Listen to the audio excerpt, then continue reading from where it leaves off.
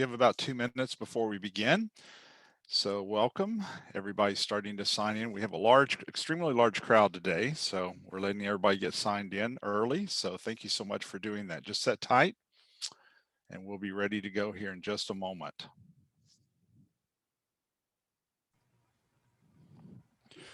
All right, good morning, everyone. Good to have you here this morning. We have an extremely large group, and so we're going to make sure we get started on time.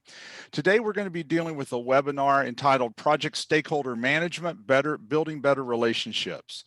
And so I know that one of the challenges that we do see consistently in project management is we see the challenge of how to be able to keep our stakeholders engaged in a project. If you're working on a traditional project, you'll notice that one of the things that happens is trying to keep them engaged all the way through the duration of that project, especially those of you who have those longer projects. One of the challenges that you have in Agile is being able to engage the right people at the right time. So that's what we're going to be looking at today. And there's some good information I want to give you today. I've been researching this and I found a couple of samples that I think are really, really good. And so I've got them on here so that you can have a look at them and be able to kind of build some templates. And so if you are a template person, you're going to like some of the things I'm going to show you today. So today we're going to be talking about building better relationships with our stakeholders. This is always a challenge. And the way that we do this is going to make a difference on how close we can get to the stakeholder. So who is a stakeholder? A stakeholder is anyone who affects or is affected by your company's product or activities. A stakeholder can either be within or without your organization. Now, when we talk about building relationships with project stakeholders, that we're focusing on it from an aspect of a project, okay? But many times when we talk about stakeholders, many organizations have stakeholder management plans, but they're talking about it from the aspect of building relationships with the community, with their customer base. And so there's a lot of things that we can glean from people who are trying to build relationships with their stakeholders, even though it's not a project. Some of the tools they're using can be implemented into a project world. And so if you've never thought about that, that's something for you to consider. So project stakeholder management includes processes required to identify the people, the groups, or the organizations that could impact or be impacted by the project, to analyze stakeholder expectations and their impact on the project, and to develop appropriate management strategies for effectively engaging stakeholders in project decisions and execution. So this is kind of almost like an opening slide for you here, because it kind of tells you the perimeters of what you're trying to do with stakeholder management. You're not just trying to get somebody to respond to your phone call when you call them or send an email for asking for permission or information on something. You're trying to build a relationship. Everything about what we're talking about today is built on that idea of building relationships. So it focuses on continuous communication with stakeholders to understand their needs, expectations, addressing issues as they occur, and managing those conflicting interests and fostering appropriate stakeholder engagement in project decisions and activities. So as we talk about that conflicting interest, what we're talking about is just day-to-day stuff that you have to deal with as a project manager. You're trying to speed something up, or you're trying to get another resource someplace, and yet that resource is needing to be committed someplace else. And so you find yourself negotiating back and forth and trying to go to meeting after meeting to get the resources you need so that you can run the project or finish the project on time or whatever it needs to be. But you need that stakeholders' blessing in order to do that. Now, some of the processes associated with this, the first piece is going to be identifying stakeholders, and we want to show you a template that I've worked on this week that I think might help you. And so after we finish today, in addition to you getting the video emailed out to you, you're going to have some PDFs that will be coming along too. And those PDFs are going to be, I think there's 4 of those. These 4 PDFs are going to be some of the samples I'm going to show you today. So if you don't want them or don't use templates or don't care about templates, pitch them, that's okay. But I thought it would be good for you to see some of those. I happen to like looking at some of the templates to get some ideas. And even if you can't use the template the way I'm showing it to you, then, build your own template for it. It's really kind of an idea generator. But identifying the stakeholders is the process of identifying the people, the groups, the organizations that could be impacted, could impact or be impacted by a decision, activity, or outcome of the project. So when we talk about stakeholders today, we're really talking about more than your team and more than your project sponsor. It could be a lot of other people, because this thing ripples out as you start working with these various stakeholders. As you begin, after you identify your stakeholders, the next step is going to be planning stakeholder management. We're going to talk about the stakeholder management plan, but it's a process of developing appropriate management strategies to engage those stakeholders.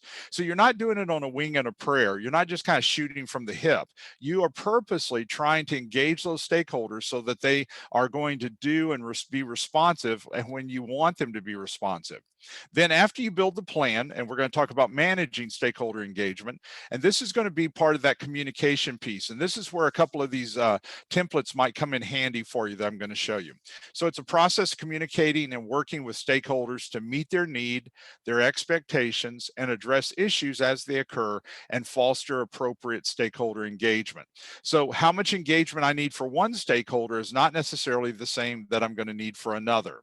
And then the last piece is going to be controlling stakeholder engagement, because once again, you want to be the person that's in control, to where when you pick up a phone or you send an email to any stakeholder, you want that response to be really quick. And that's going to be because of the responsiveness you've built with them and the relationship you've built, and because that understanding is there. And of course, if you think about it, every project manager wants somebody to be responsive. If I'm working with a vendor and that vendor's not responsive, I'm going to be very upset. Why? Because that vendor is completing something for the project and I'm contacting them. This is a high priority, or I wouldn't be contacting them. You want that same intensity really for some of your stakeholders. Maybe not all, but some of your key stakeholders that you need that information coming back to you. So it's very important for you to be able to have that relationship. So let's start with the first process and kind of detail it and kind of go a little deeper into the weeds with this piece. Okay, first off, identifying your stakeholders. Many people will list their team and management as their stakeholders. They are stakeholders, okay? But those are not normally the group that you're having trouble with, because the manager or management is constantly looking at the project to see how it's running. Your team is constantly engaged with you week in and week out on the project. So normally, these people in general are not where my biggest problem are. I do need to identify them. They do need certain types of information, but many times this is not where my problem is. So after when I start identifying stakeholders, we're identifying people, groups, or organizations that could be impacted by or could impact the project. What's the benefit? It allows the project manager to identify the appropriate focus for each stakeholder or group of stakeholders. Now, by focus, we mean how much interaction and what do they need to know. Part of it is not just getting them to respond to your email or phone call, but they're wanting certain types of information. And so are certain types of updates. And so one group of stakeholders, their updates might be once a week. The other group might be daily in some cases with that project. So you're wanting to be able to not just send an email out to everybody and are posted on a website or posted in a shared drive so that everybody can get to it. You're wanting to be able to have this to be something that's very active rather than passive. Passive means I put it on a website or I put it on a shared drive, and if you need something, go get it.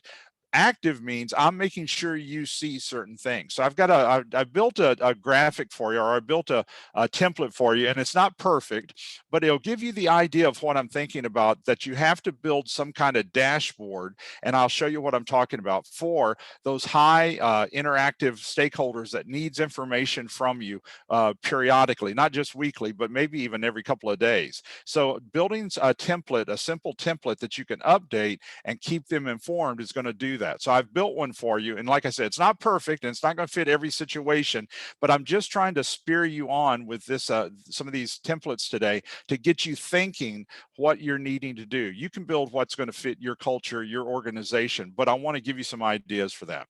So when we identify the stakeholders, anyone affects or is affected by your organization, the groups or persons who have a stake, a claim, or an interest in the operations or the decision of the firm, those who supply resources that are critical to the success of the company, those who place something of value at risk, those who have power to affect the performance of the company or the organization. All of these can fit under that umbrella of stakeholder, but you're determining how much interaction you have with them. Now, all of us have those stakeholders that we have to interact some with, but that's not a decision maker, or it's not somebody who's really going to have, on a scale of 1 to 10, they've got a 2 on the influence with the project. So I'm not really too worried about some of those, even though I do have to interact with them, and you do too. Some of the information I'm sending to them can be some of the general information or more sporadic. But I'm talking about those folks who, man, their decision can make or break my project. Their decision can make a difference whether we have more resources to hit that due date.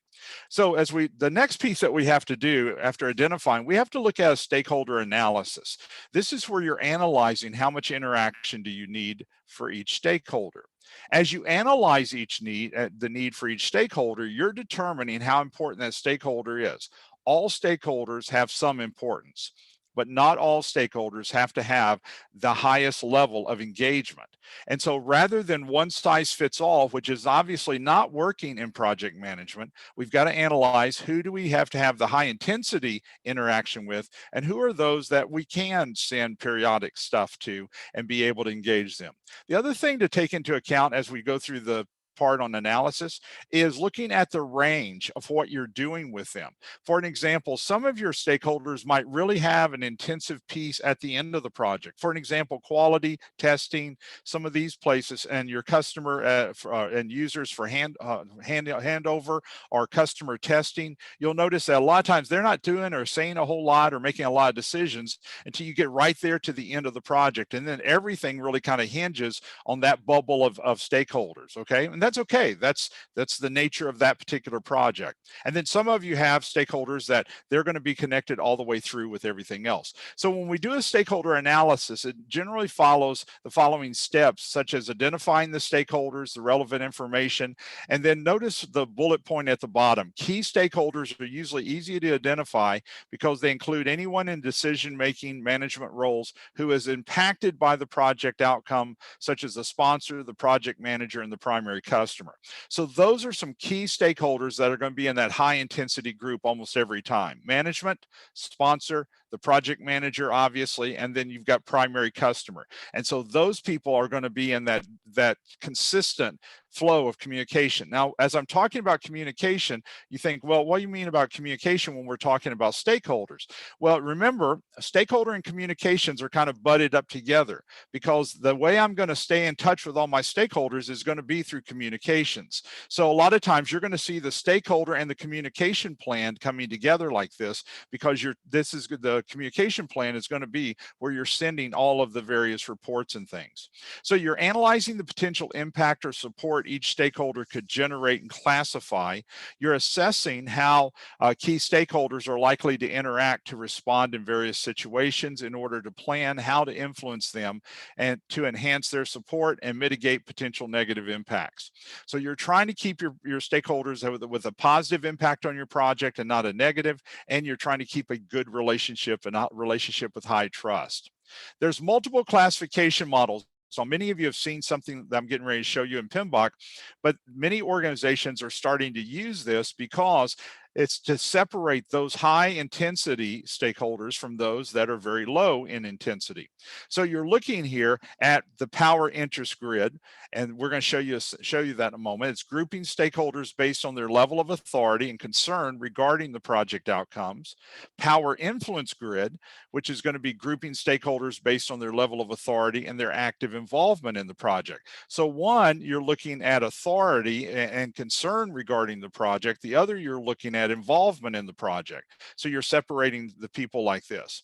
The third one is called the influence impact grid. This is grouping stakeholders based on their active involvement and their ability to affect change. So this one has a bigger driver on this issue of change to the project plan or execution. So you're going to have some stakeholders fall over into that one. And then the last one, the salience model, this is grouping stakeholders based on their power, their urgency, their legitimacy. And so by power, they've got the ability to impose their will.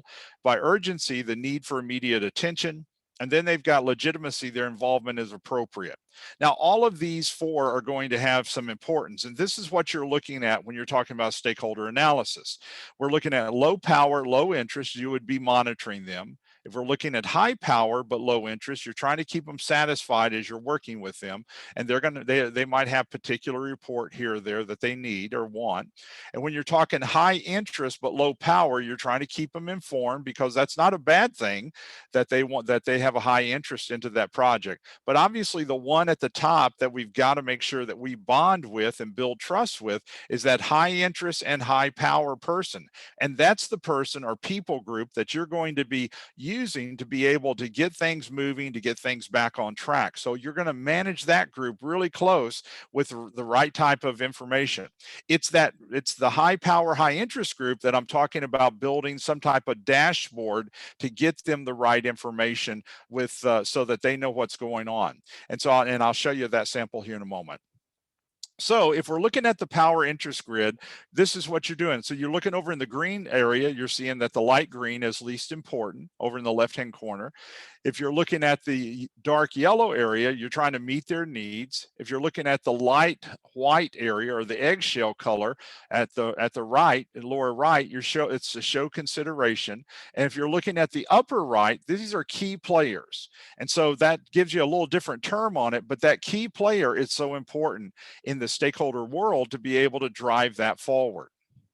Now let's give you a little bit more content with this. I thought this was excellent in part of the research. So let's go back to the light green in the lower left-hand corner. And just in case you happen to be colorblind, I've tried to be a little more cognizant of that. I've got two grandsons who are colorblind, and it's amazing how often we use color to direct people. So the lower left-hand corner says least important. These we would inform via general communications, newsletters, websites, mail shots would be okay for some of these. Aim to move into the right-hand box. So you're trying to get them to move from the light green over directly across to the right, which is going to be the eggshell, which says show consideration. So you are trying to move your stakeholders up. And so making use of the interest through involvement in low risk areas, keep informed and consult on interest areas, potential supporter, goodwill ambassador. So these are important people, even though they might not have the authority that you would like for them to have or the power.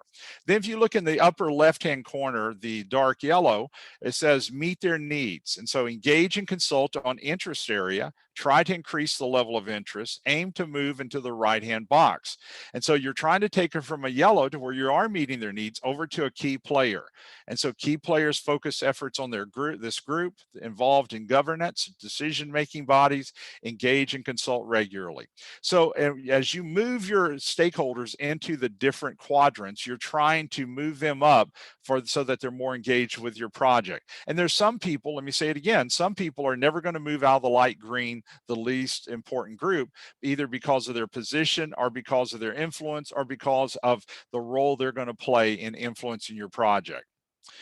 So you're going to have a stakeholder register. It's basically a log of all the stakeholders. And so you're going to have identification information about that stakeholder. Now, it doesn't mean their name, and it's not an email list. It's their name, the organization position, maybe a location, role in the project, contact information, because you're going to need to contact these people periodically from time to time. So you want instant access to them. All right, let's move into the next process that we're going to deal with stakeholders, and that's going to be planning the stakeholder management. So now that we know everybody and we have a stakeholder register and we've identified the stakeholders, now we're ready and we've analyzed them. We're now ready to plan and put a plan into place to where we can carry that out. So it's a process of developing appropriate management strategies to effectively engage stakeholders throughout the project lifecycle based on the analysis of their needs, interests, and potential impact on project success. The benefit, it provides a clear, actionable plan to interact with project stakeholders to support the project interest. So we've identified, we've analyzed, now we're getting ready to plan how and what we're going to do. And this is where a lot of times it falls apart. We send one general email to everybody, and so our idea is that we're engaging our stakeholders by sending out a general email. There's other things that might be needed that might engage them more. So it's more than improving communication communication and requires more than managing a team. It's about creating and maintaining relationships between the project team and the stakeholders with the aim to satisfy their respective needs, requirements within the project boundaries. So it's not just communication, but it's communicating the right stuff, the right things, the right way to the customer. It's communicating to them in a way to where they're excited about our project and supportive of it. We're communicating the right things so that if something comes up in front of them about the project, they have a positive spin, or they have positive information rather than no information on that. So there's some core values for stakeholder participation. Stakeholders should have a say in decisions about actions that could affect them. Stakeholder contributions should influence the decision, and stakeholders should be made aware of needs and interests of all participants affected by the decision. So you're not trying to make a decision over here in a bubble and keep everybody out and get everybody just to rubber stamp it. That's not the purpose for this. You are actually much more transparent with your stakeholders, and you're communicating with your stakeholders, giving them an FYI, giving them a heads up so that they always know what's going on. Now, most of you that are on here are project team members or project managers. And most of you that are on here, you've already learned that if something starts going haywire in your project, you're going to let your manager or your sponsor or somebody know before they hear through the grapevine that there's a snag on that project. Because we've learned that that's one of the best ways to be able to have support, is to come in and let people know, okay, we've had this little bump, but here's what we're doing. We think we'll have it corrected by this date. And so that's part of what we're talking about. And so now management's supportive, and there's no surprises with them. They know that you are supportive and that you are trying to do something with that project. And so there's no surprises. You're transparent. That transparency has to carry over to a different level as well. So stakeholders should have input on how they will be able to participate. So your stakeholders might tell you what they need. They might need high level, at this point, milestone chart, something like that. And they might tell you that's all they need. And that's okay. If that's what they would rather read, and especially the higher they are in the organization, usually they're not wanting to be in the weeds of that project. So stakeholders should receive meaningful data so they can make an informed decision. So in order to receive meaningful data, that means that sometimes you're having to create a type of a dashboard that is going to have that information in one sheet of paper that you can email to everybody, and everybody can look and scan that and know what's going on. But the problem is sometimes we don't have that idea. And so the past few weeks, I've been thinking about this, and I've got some ideas I'll show you here in just a moment. So stakeholders have to be informed of the final decision once it was made. So in other words, you might have input from a lot of different stakeholders, and then sending an email out or doing a conference call or a video chat saying, here's the decision we made on this particular topic, so that and here's why we made that. Everybody would understand what's going on. Now, we know of engagement levels, and if you've seen this in PMBOK, then you know that there's strengths and weaknesses in doing this. If you've been with me live, you know we talk about strengths and weaknesses of this. I started to cut this out, but it is such a mainstream piece of stakeholder engagement that I thought, well, that's going to be a main process that you guys don't see in the webinar, and I wanted to go ahead and include this. So in the webinar, what we're looking at is the engagement levels. The first engagement level is you'd be taking your stakeholders, and your engagement level is that you and your team would do an evaluation on each person, whether or not they are unaware, resistant, neutral, or leading in that project as a stakeholder. And so sometimes people don't like doing this because it sounds negative, and really it's not. We kind of do this even though we don't do it formally, but we kind of talk through, you know, about the different stakeholders, those that are really engaged and those that are way out here on the fringe. But this is really doing it in a much more formal way. So you had unaware. This would be stakeholders that are maybe unaware of the project or the impacts of the project. They might know about the project, but they don't realize all the things that this project touches. Second would be resistant. They're aware of the project and potential impacts and resistant to the change. Some are neutral. They're aware of the project, yet they're not really supportive or resistant, so they're kind of in the middle. Some are going to be very supportive. They're aware of the project, potential impacts, and supportive to the change. And then you've got some people that are leading. These are going to be, these are like workhorses for your team in the sense that, and for your project, because they are aware of it, they're supportive, and they're engaged in that project. So you're influencing them and you're communicating with them, but these folks are already kind of stirred up. They like your project. They're going for it. They have a vested interest in it. Your supportive people are more on that side as well. And it's usually the other groups that you have issues with. So if you're doing this analysis, this stakeholder engagement assessment, you would be listing the stakeholders and you basically are looking at trying to rank them. Now, this is very touchy information, I think. And if I say that in class as well, because if you've got somebody who's listed as unaware or resistant, and so let's take Frank. Frank is a resistant rascal. We all have the Franks in our life, don't we? That person who is just, man, they just are resistant and negative on some stuff. So if Frank is resistant, and I list him as resistant, and he sees this at some point, if you think Frank is resistant now, you wait till he reads that we have classified him resistant. He's going to really be resistant. So all I'm saying is that many times we do this at least verbally, but if you do it in writing, make sure this is under lock and key, because this is not something that's going out to everybody. Okay, so you're trying to move them from one quadrant to another, but you're going to handpick who those particular people are, because you've got some people that you really want supporting and leading. So the C here stands for current. The D stands for where you're trying to get them. And so that's where you want them. And so the C is current, so stakeholder 1, but I want them, my desired, the D is desired, is under supportive. And most of your stakeholders you probably do want in supportive are leading, so that they are giving you that influence. But be very careful with this thing. All right, so let me show you something that I picked up this week that I thought was interesting, and I've really kind of put a couple of little spins on this. Let me move that. That's not needed. Okay. This is what I'm talking about with building some type of dashboard or form that is going to help your people. Now, I've added some things to this, but I want to give full credit to where I pulled some of the initial pieces from. Some of the color coding's not there, and some of the ranking order over in the right with risk, influence, and interest is not the same. And so I made a few adjustments to it that I thought would be a little bit better for you. But you could list your stakeholders here, and then you've got them ranking on risk, influence, and interest, rather than the negative pieces.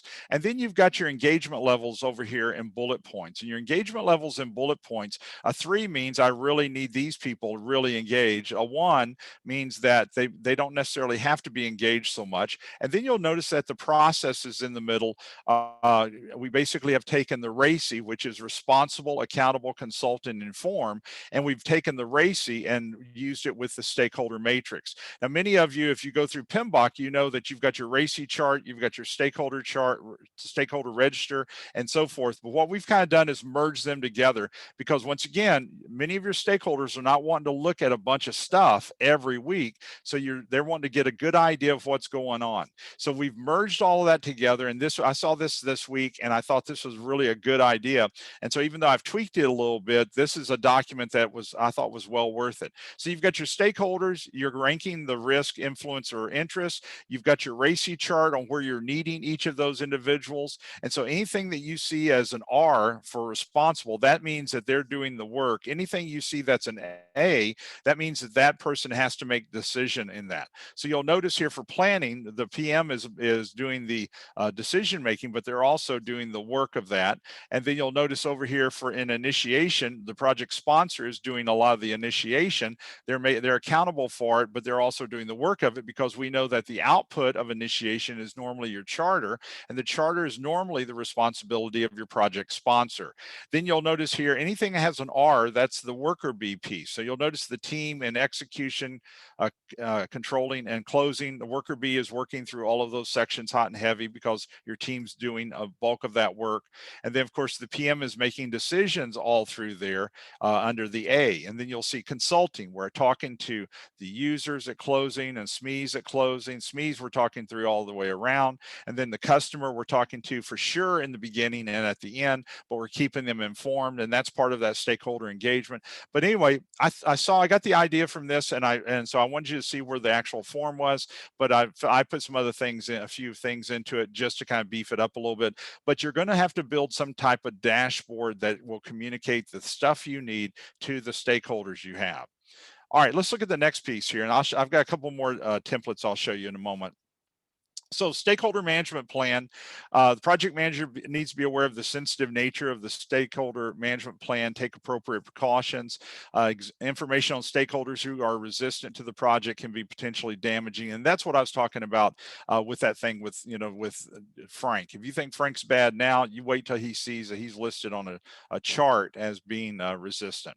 Now, let's move into the next process, which is managing the stakeholders. We've already identified, we've already analyzed them, we've already planned what and how we're going to engage them. And I'm going to give you a couple more ideas on that, I think. But here, we're going to talk a little bit about managing the stakeholders. How do we run this little miniature plan of keeping them engaged? So it's a process of communicating and working with stakeholders to meet their needs, expectations, address issues as they occur, and foster appropriate stakeholder engagement in project activities throughout the project lifecycle. The key benefit, it allows the project manager to increase support and minimize resistance from stakeholders, significantly increasing the chances to achieve project success. So if I don't have all these people who are negative about the project or fearful about the project and its outcomes, and I've got them to at least listen and to at least trust us that we're trying to make the right decision and they're informed, then what happens is that reduces the resistance. Resistance goes up when there's nothing known and there's no information being given to people, because what happens is they start playing games in their head on what's happening in this project. So stakeholder management and managing stakeholders are going to connect to that communication plan. So the method of communication identified for each stakeholder in the communications management plan are utilized during stakeholder engagement management. So I'm going to utilize all these different ways of communicating. So some responsive ways to engage the stakeholder would be some simple things that maybe you haven't thought about. So like for example, number one, create some webinars. A webinar is an easy way for you to be able to update. A simple webinar about about the project is easy to do. You've got software on your computer, or you've got Zoom to be able to do it live, and you can punch a button and be able to video anything you want, and it gives you an opportunity to have an archive for it. You can send that out to everyone, so you can shape that message any way you want, and so you can do a webinar on that on an update for that project. And many people have tapped in to the technology to be able to do this. Asking for advice, we know about. Creating an advisory group, you know about, to where it might be a group of the stakeholders that is working with you to be able to give you input. Emails, obviously, blogs, infographics. Infographics is really another way of talking about dashboards, because infographics allow you in a visual way to be able to demonstrate what type of what your information is doing, what your project's doing, and pass that on to your stakeholders. So building a dashboard that has graphics in it so people can glance at it, and color codes. And I'm going to show you just a real simple one here in just a moment to kind of get you going. Even having a LinkedIn group for your project, some people are utilizing that to be able to post certain things and have people sign in a private LinkedIn group. Facebook group, they're doing the exact same thing with, or do a project newsletter to be able to update people if it's extremely large. Now, obviously, you're not using every one of these, but the ability for you to communicate with your stakeholders is going to make a difference what you're using consistently, and where do they go for that information. So the communication methods of what we're having to do and think about, then we're looking at making sure that meetings are held to provide information. So it's not doing away with meetings. They need to be regular, and when it is convenient for stakeholders, they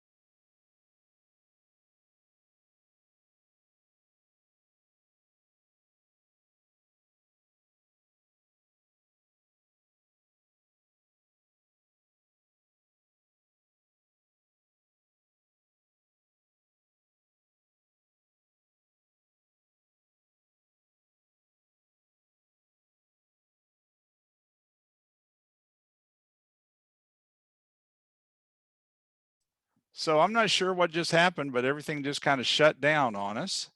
So let me do this before I start going again here. See what we got here. All right, so is everybody back? Give me in the chat. Can you hear me? Give me a yes. Okay, perfect. Thank you guys. Yes. I don't know what happened. everything went blank.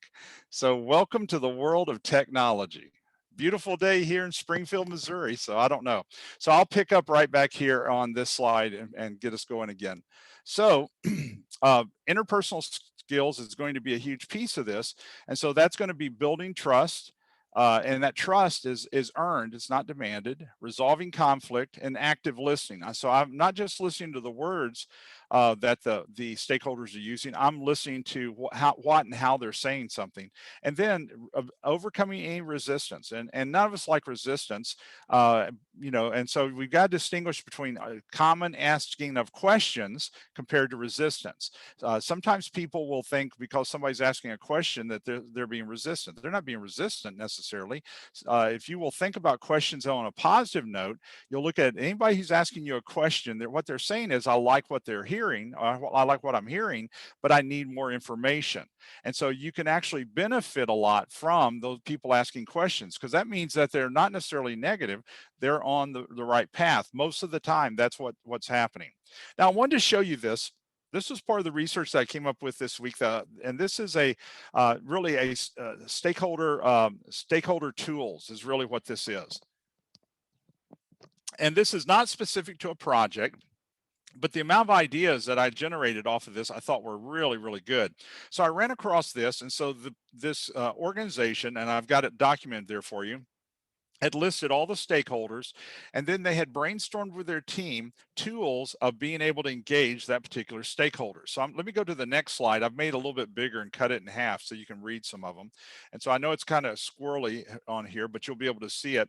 But notice when they talk about customers here, that they talk about several components here, but they talk about site visits, customer questionnaires, customer orientation, perimeters, our engineering teams, and customer plants. And so when they start talking about engaging the customer, I was excited to read this, even though it's not specific to a project, it's still customer engagement or stakeholder engagement. And I thought, and so I want you to see this, because many companies have gone in the direction of what can I do to engage the customer? And of course, you're seeing this too, and it's maybe a little bit more subtle, but you're seeing this each and every purchase that you make, where you finish at a restaurant and they say, well, here's a survey that they want. Well, that survey is for customer engagement, because what they're trying to do is create loyalty, okay? So if you're doing a survey, your loyalty is actually higher to most restaurants because you feel like they're asking you questions or asking you to survey it. And so many companies have switched over to that, to give you free coupons, to give you a free dessert the next time you come in. They're trying to reward you for coming in, because it's going to be easier from a customer perspective to get you to buy from them again if your last purchase was a good positive thing. Well, here's the thing, you can take some of this information right over into project management, because some of the tools that they're using are great and have a great connection to any customer or any stakeholder. It's just a matter of what you're asking them. So here we're asking you the value of the restaurant, what type of service I had, was the food good, and these type of things. So we're used to answering those type of questions. Well, you could take that same type of survey and bring it over into projects, and you could ask, is the interaction good? Are you getting the right information you need? What, do you need more meetings, less meetings? Do you need more emails, less emails? Is there a specific piece of information that would be good for you to have that you don't have? So you can build the survey differently, but still use that as a tool. But I want you to see this. I thought it was a great idea when I was going through here. And like I said, this is built for a company engaging their customers, their stakeholder customers. And of course, they've gone all the way around how to engage their employees, how to engage non-government organizations, their suppliers. And so they've looked at the totality here of their stakeholders, and they've built customized engagement processes for every one of them. But I thought, what a great idea as an organization.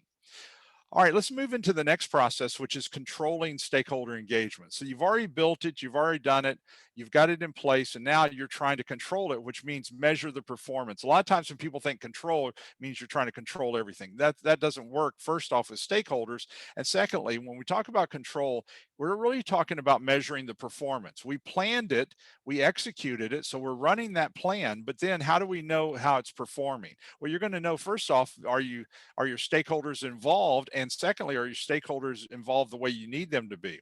So several things can help with this. And this template I built for you this week as we were looking at this template here, we're looking at as we're looking at some of the engagement strategies. So you've got your stakeholders, and I listed some categories here. And of course, you probably need more than this. So internal, external, government, teams, management, just to get you going. So category of stakeholder is what is their role or authority in that project? Engagement strategy. My perception or my hypothesis was you probably have a similar engagement strategy per type of stakeholder. And then what is your follow-up strategy? In other words, how are you going to follow up with them? You're going to engage them, but how are you going to follow up with them periodically over time?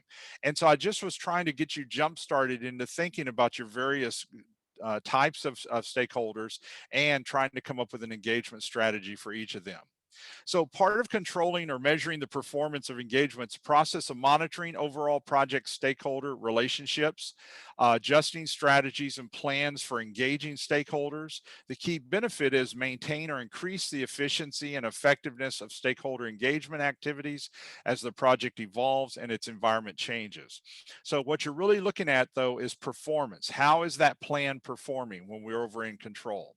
It's reporting back to stakeholders, check with stakeholders regarding their reporting needs, requirements, request that stakeholders provide feedback on your reports to them, determine what information needs to be reported to which stakeholders, regularly update your commitments register so that you're making sure you're getting the right information to the right people. And that information is going to be huge to them for them to see this.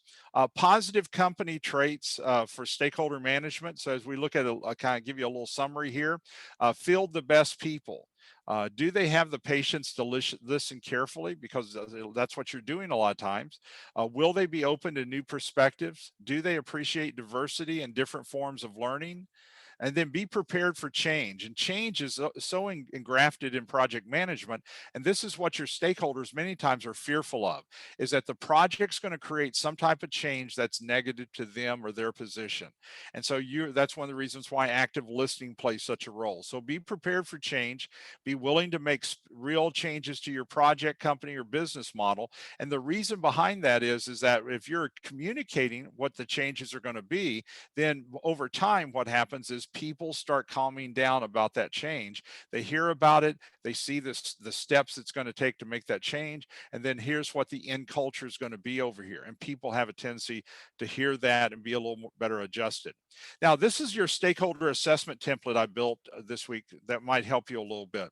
So you got your stakeholders, what's the power of influence, what's their goals, their or motivation, what's their role, is there a preferred communication method that you want to give for this person? Is it a dashboard? Is it an email? Is it a phone call? Is it a webinar? And then you're trying to create that win-win strategy.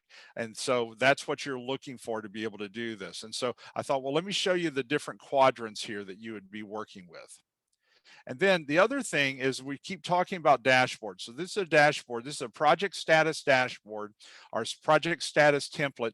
Many of you guys maybe have something better, and that if you do, that's fine. But what I've done is listed several of the different components here that would be consistently being able to send out. And so let's start with the RAG system, red, amber, green. And so let's get that built into that template someplace. And those of you on your side who are using this already know that the RAG system communicates a tremendous amount of information to people and allows you to be able to talk about the most important stuff or the things that are going haywire the quickest. And so red means that there's a problem, yellow means that things are kind of struggling a little bit, green means everything's okay. So what's happened, and you probably have seen this in your meetings, is that management or the sponsor, when you use color coding, they'll ask about the green, but they're going to focus on the red and yellow, and that's exactly what you're wanting to communicate to get them engaged to help you in a traditional organization is because you need help with red and green, because you needed more authority to help you there. So what I've done is listed several things. Progress since our last meeting, that would be one of the high level things you'd want to talk about. What do we need to do this week? Any new concerns, impediments, any risks that we need to talk about? An update on concerns, issues, impediments, or risks that we've already talked about, and then next steps. So if you can build some kind of dashboard, and maybe yours needs a little different stuff, that's okay, put it in there. But if you can build a dashboard that's going to hit this for some of your most important people, this is the main stuff they're looking at. They're not necessarily looking at, did we miss that activity finish date by 4 hours or 5? Most of the time they're looking at the bigger stuff here, and that's what you're wanting. You and your team are being able to get down into the weeds. They're looking at the higher level. So building some type of dashboard, and you're going to get a copy of this sent to you. And so this dashboard will actually be emailed to you so that you can see it, so that you'll have it, and you can build whatever you want. But I'm trying to just jumpstart you, like I said. All right, so let me kind of close this down for the next few minutes here and kind of answer some questions here. So what questions do you have before I talk to you just a moment about some upcoming things? What questions do you have? You can put it in the text box if you want, or you can ask it if you'd like.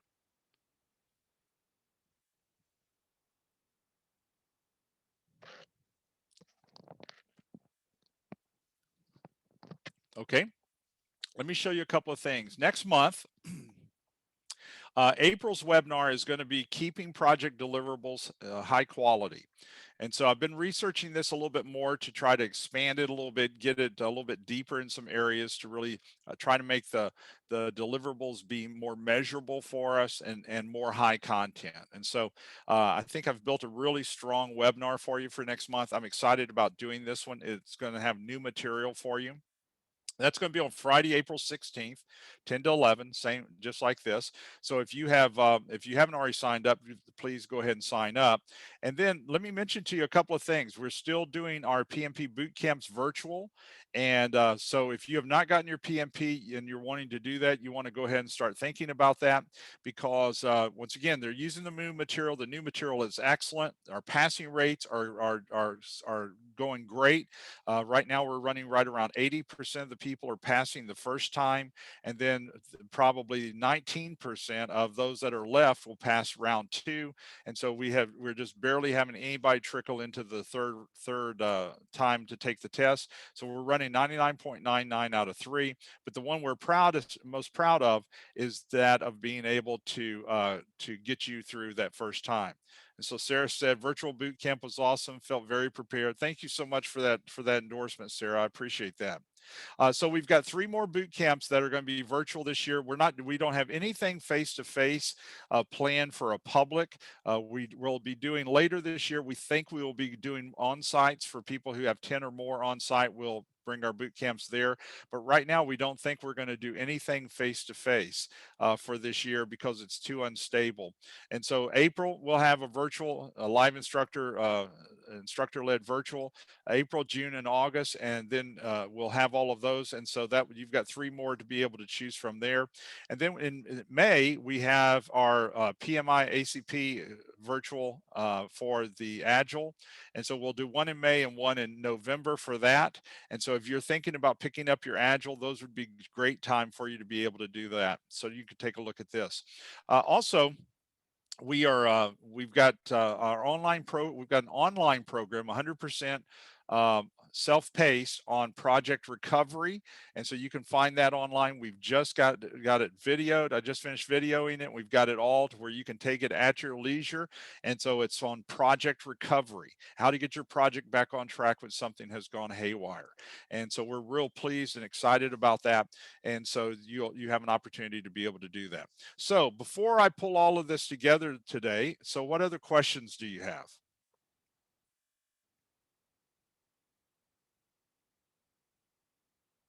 All right, well, let me thank you so much for signing up for this webinar, and I look forward to seeing you next month when we get together. And so I hope you have a wonderful week. Stay healthy, and so we'll be talking to you next month. Bye, everyone. Have a great time. See ya.